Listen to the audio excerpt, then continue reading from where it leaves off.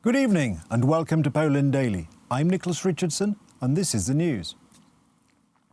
Protests are continuing throughout Poland after Thursday's ruling of the Constitutional Tribunal, which effectively outlaws abortions in the cases of severely deformed fetuses, which are thought to be incapable of living after birth. The matter is now being debated in Parliament. Today's session of the Polish Sejm began with a dispute and a blockade of the same rostrum. According to deputies from opposition parliamentary clubs, what is happening now on the streets of Polish cities is already a war. The situation in the Sejm heated up when Ryszard Terlecki, deputy speaker of the Sejm, commented on the symbol of the protests that some opposition deputies had on their masks. I regret to say that here in this room, some MPs from the left and civic platform parties are wearing masks with symbols that resemble the symbols of the Hitler Youth and the SS.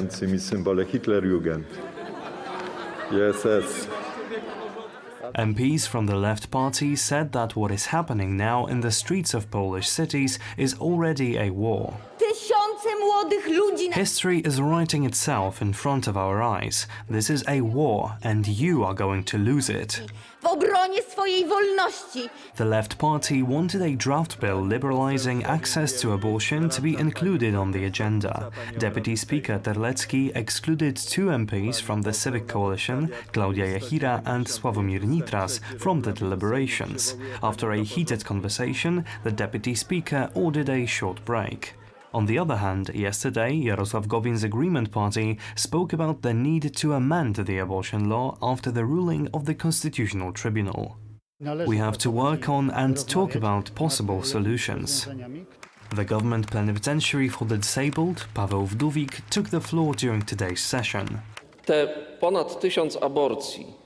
I would like to tell you that what is happening at the moment is open manipulation, because we know very well that more than 1,000 abortions, which are the main cause of this dispute, involve suspected disabilities and not lethal defects. It would be good if you say that when you're taking 14 and 15-year-olds to the streets.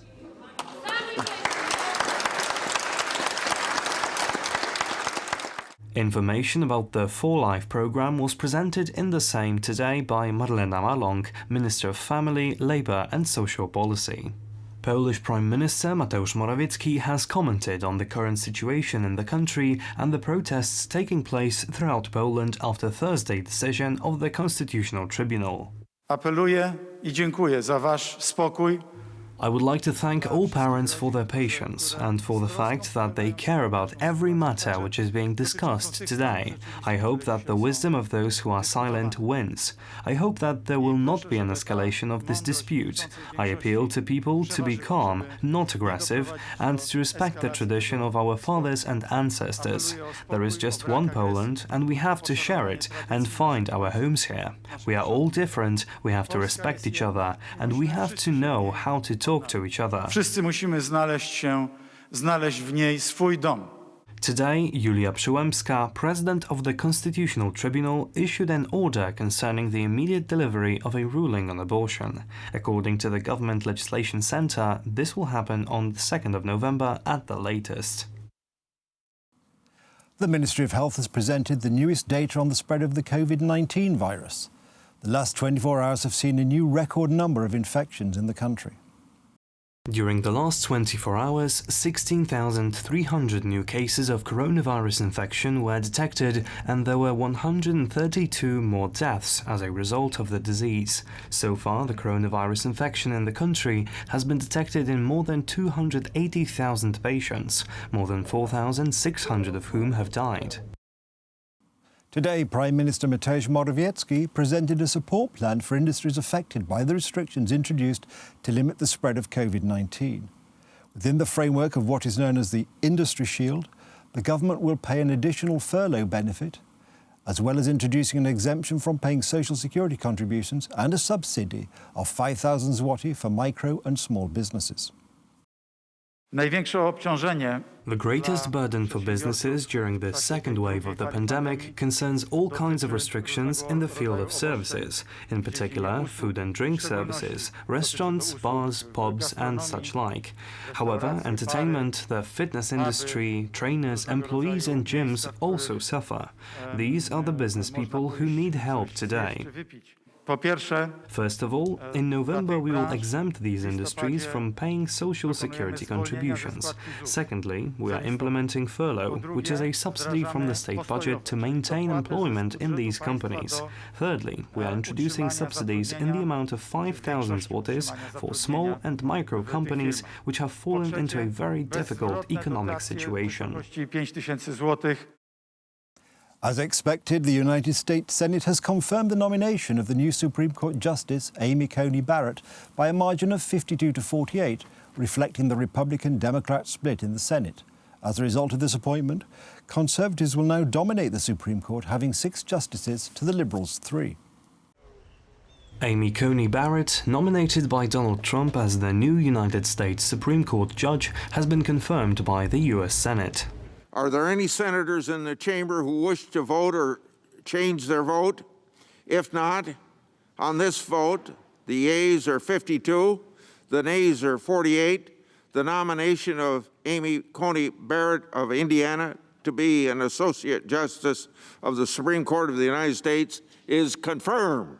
Democrats did not hide their dissatisfaction with the outcome of the voting. In their opinion, the election of Amy Coney Barrett as a US Supreme Court Justice means that the crisis concerning the rights of sexual minorities and abortion in the United States has been exacerbated due to her conservative views.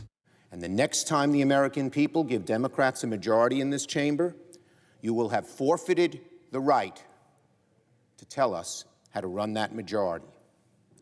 You may win this vote, but in the process, you will speed the precipitous decline of faith in our institution, our politics, the Senate, and the Supreme Court. You will give an already divided and angry nation a fresh outrage and open a wound in this chamber that will take a very long time to heal. You walk a perilous road. I know that you think that this will eventually blow over, but you're wrong. The American people will never forget this blatant act of bad faith. Today, Republicans denied the will of the American people by confirming a Supreme Court justice through an illegitimate process, all in the effort to gut the Affordable Care Act and strip healthcare from millions with pre-existing conditions. We won't forget this. Following the announcement of the result of the vote in the American Senate, the solemn oath of office was taken by Amy Coney Barrett in the White House in the presence of US President Donald Trump. This is a momentous day for America, for the United States Constitution, and for the fair and impartial rule of law. It is highly fitting that Justice Barrett fills the seat of a true pioneer for women. It is the job of a judge to resist her policy preferences. It would be a dereliction of duty for her to give in to them. Federal judges don't stand for election. Thus, they have no basis for claiming that their preferences reflect those of the people. This separation of duty from political preference is what makes the judiciary distinct among the 3 branches of government. A judge declares independence not only from Congress and the President, but also from the private beliefs that might otherwise move her. Justice Barrett made clear she will issue rulings based solely upon a faithful reading of the law and the Constitution as written, not legislate from the bench. The equal, impartial, and constitutional rule of law that we enjoy every day in America is one of the crowning achievements in the history of human civilization. Amy Coney Barrett is a 48-year-old Catholic and a mother of 7 children, including 2 adopted from Haiti. Her students describe her as fair, intelligent, and happy to engage in discussion with all parties. That's the news. Thank you for watching. Stay with us for the weather, Poland Daily Business, and more programmes. But from me, it's have a good night and a better tomorrow.